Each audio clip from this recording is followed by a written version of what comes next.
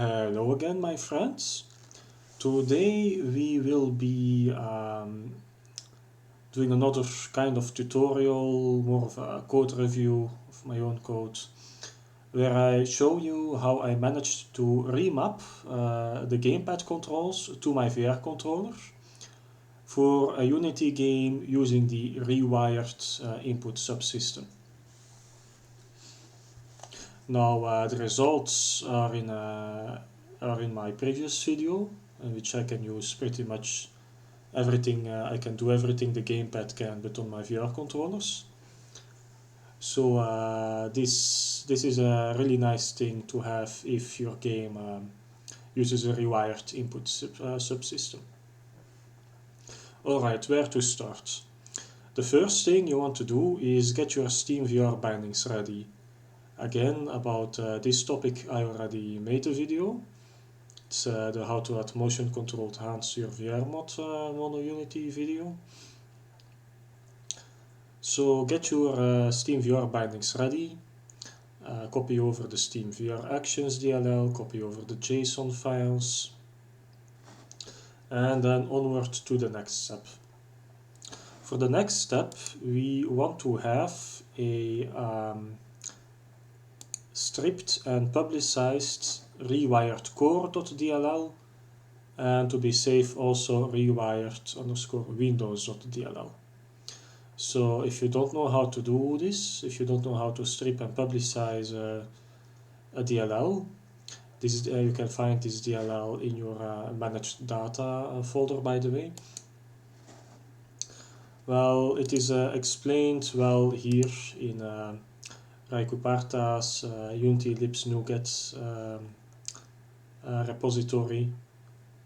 This will tell you exactly how to do it and even publicize it on the internet, but we don't really care about that last part usually. Alright, anyway. So all you usually want to do is download this. I will send you a link in the description. Then unzip it somewhere in a folder where there are no spaces in the folder path at all. Otherwise strip assemblies.bat will not work.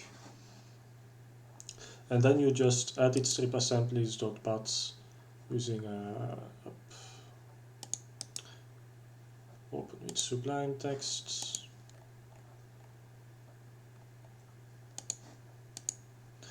You just open it, and in the to publicize list you add the strings rewired core.dll and rewired windows.dll. Then all you have to do is do as the repo says, and just script and just drag a clean game exe on top of it for the game you are trying to mod. And if it has the DLL in its files, it will automatically strip and publicize it here and paste it in here. So as you can see, for me I have somewhere in here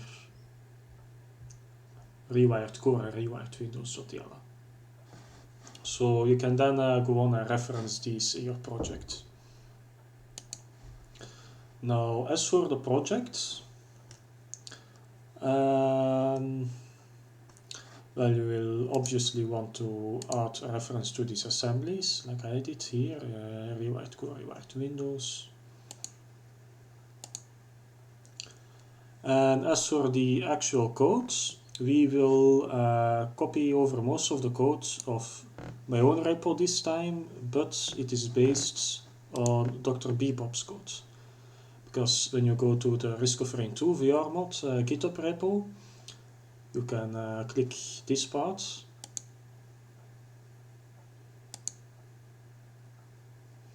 And then you've got his files that are used for remapping rewired input.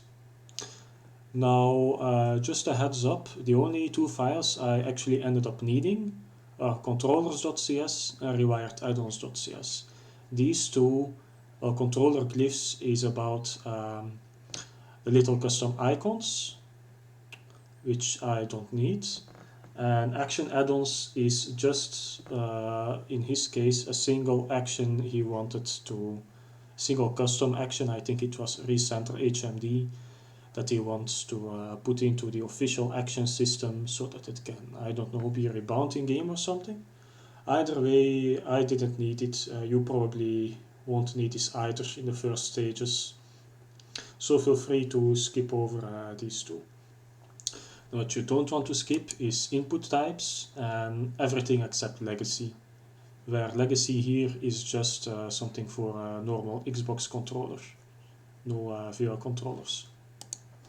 Now I did most of the dirty work for you, and in my most recent commit, the cleaned up rewired code for tutorial commit, I pushed my own code of this, which is pretty much the same. I have rewired add-ons, controllers, then I have input types, where I did add an additional axis input file. We'll talk about that later. But anyway, what you want to do is, if you don't already have a VR input folder, make a VR input folder and copy over the following files. So VR input manager, rewired add-ons, controllers, and then everything in input types. Alright, once you did that, you will probably have a lot of errors. You might want to comment those away for now, maybe comment over the whole code for now, because what we want to do now is actually print the native gamepad bindings after we find the rewired player. So to explain what's happening here, what I did here was add a function called trigger left down, which I bound to my trigger left action. So you have to bind it here. This is something else than the rewired input system. This happens independently of it, which is nice to have. I still have this code here to do things independent of the game action system. Anyway, when I press trigger left down, I have this log binds function, which here calls controllers.log all game actions, which how I was able to find the rewired player, which will be different for you, it will be different for every game probably. Now this function, I also added this myself, is a custom thing. You can just copy it here. This one prints all the flat screen game binds for a controller. You might need to have a controller, a gamepad plugged in for this to work. I don't know. I haven't tested it that much. I only know that it works great if your controller is plugged in, I guess. So you'll probably want to do this first and then run the game and call it. No, apologies. Just place this somewhere where it won't cause any issues, and then call it using a normal SteamVR control routine. And then it's time to check what you actually received, so it will tell. The A button is assigned to button 1 with the action confirm with action ID 2. Now the most important part here will be the action ID, but you'll use that later. Alright, so back to the other code.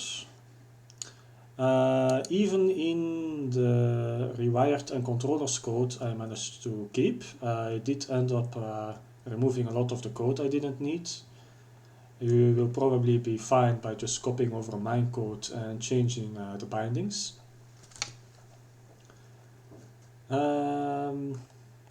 So this is what I have left of it.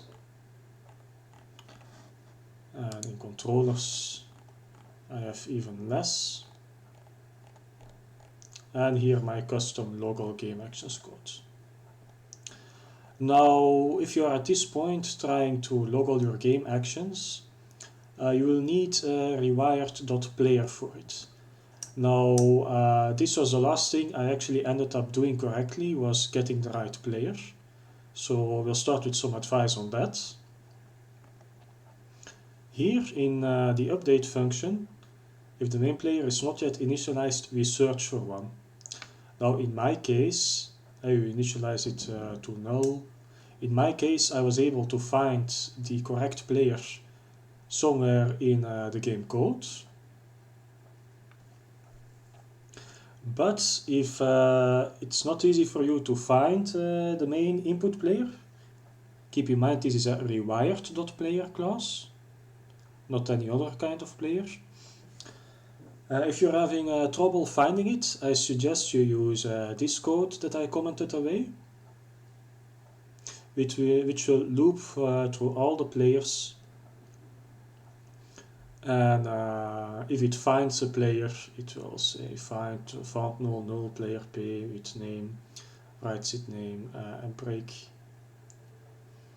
It will keep p as the last player you find. But this code, if there are multiple players, will only return the first player it found. So if this code returns does not work for you, try using a player that's later in the array. It's easy enough to code for, you'll probably manage it just fine. Anyway, after this I assume you were able to receive the right player.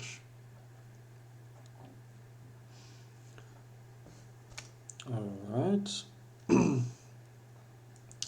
So now you just need to copy and adjust the code. I assume at this point that you've just copied rewired add-ons and controllers.cs whole. Don't forget about the input types. These are also very important.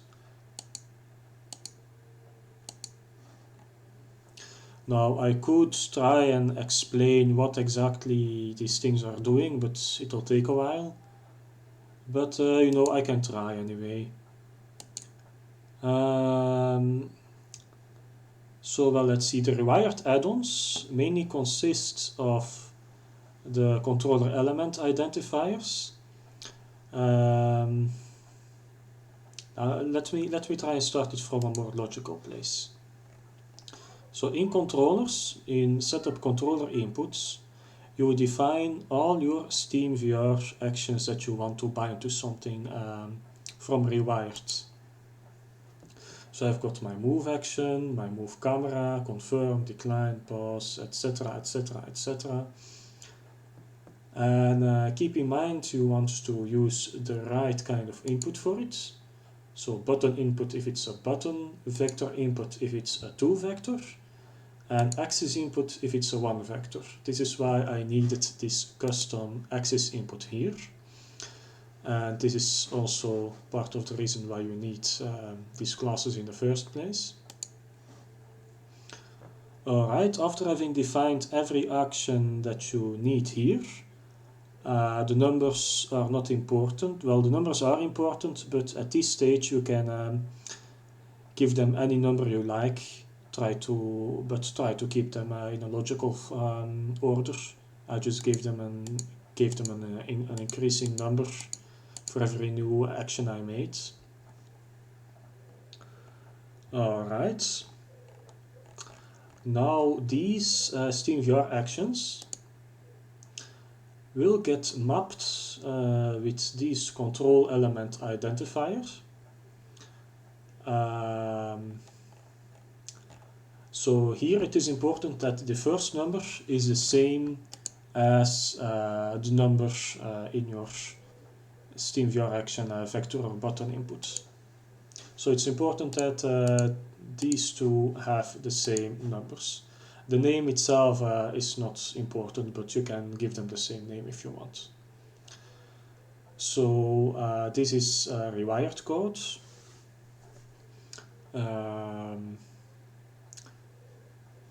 Yeah, do keep in mind you want to give access the controller element type .axis type, and you want to give buttons, the controller element type dot button enum. And also keep in mind that you will have to make a separate controller element identifier for the X direction and the Y direction for thumbsticks, which is also why 0, 1 here for move X, move Y, which is also why in move we have 0 and 1 behind it.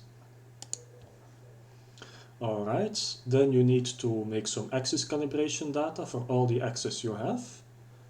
Usually you can just keep it at the default, but if you have an analog trigger, I recommend these things. Again, for the axis you will need to specify this stuff, and you will need to specify this stuff. Alright, then it's time to create an actual map. I've just got one map. DrBibop has two maps, one for the UI, one VR default for in-game. But I haven't been able to switch between the two yet, so I just use my map. I just use one map that works under all circumstances anyway, so it's not like they're going to change the physical location of the A button on the gamepad during gameplay. So this should probably work fine as well for you, just making one map. Alright, and this is where we do the actual mapping. So in action element map, we we put our action ID that was that you can check in the print code. So button with the action with action ID here. This is very important. So the action ID you get here, it will say something like A is assigned to button 1 with action confirm with action ID 2. So if you want to bind this confirm action, which is number 4, to well here I bound confirm number 4 here to action ID number 8, which also corresponds to the in-game gamepad confirm action.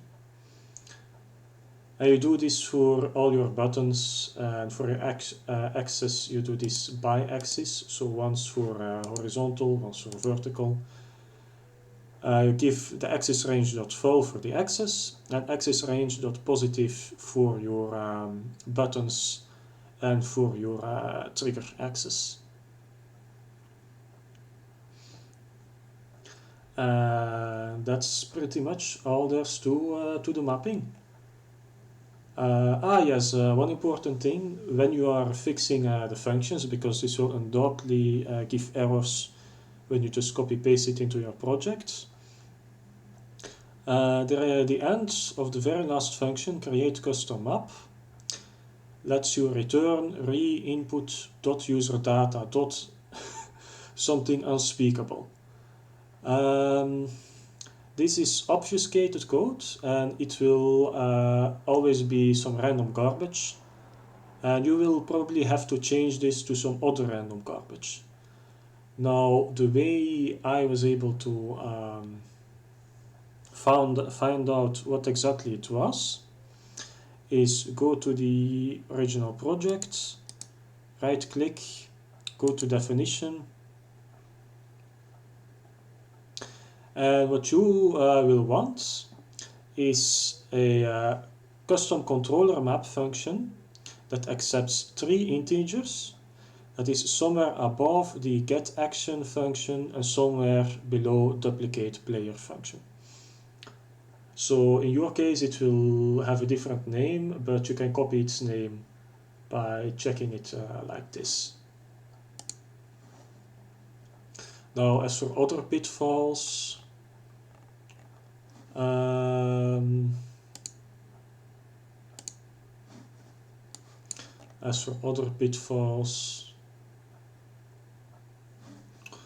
well, this is just isolated code. You will want to integrate this into your other code. So that is why you will want to I believe I create the controller somewhere.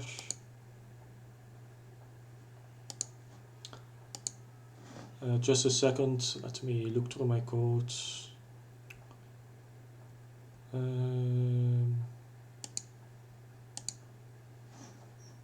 Yes, for me this is the only way I can regularly call code on tick from the start, which is because this attached UI is a mono behavior.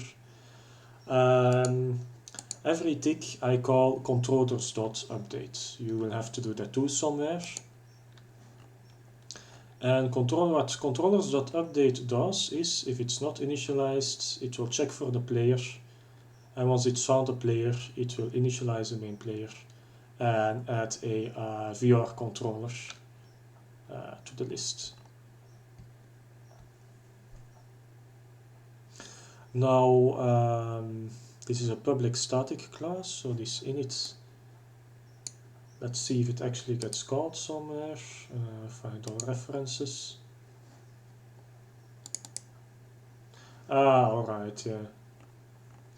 So this controllers.init needs to be called as well. That's the only two things you need to call in your outside code, is controllers.init and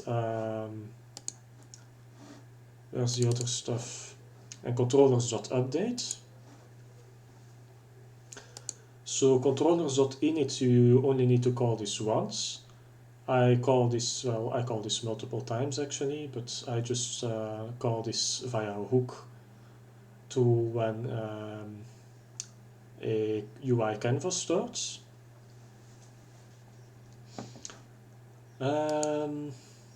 I might actually be able to just put this in my plugin main and do it somewhere here in its SteamVR, right at the end somewhere. Can probably put it there. Anyway, you don't forget about the controllers.update and controllers.init. Anything else that's left should just be adapting this stuff to your own code and specifications. If you have any questions about that, please come to the Flat Screen to VR modding Discord and feel free to ask me or even the other modders about it, especially DrBibop. He's the one who wrote this system in the first place. It was pretty incredible. I spent like 4 days even just getting this fixed. Can't imagine writing the whole thing myself. Alright, and that should about be it. As usual, I will link the important things in the description.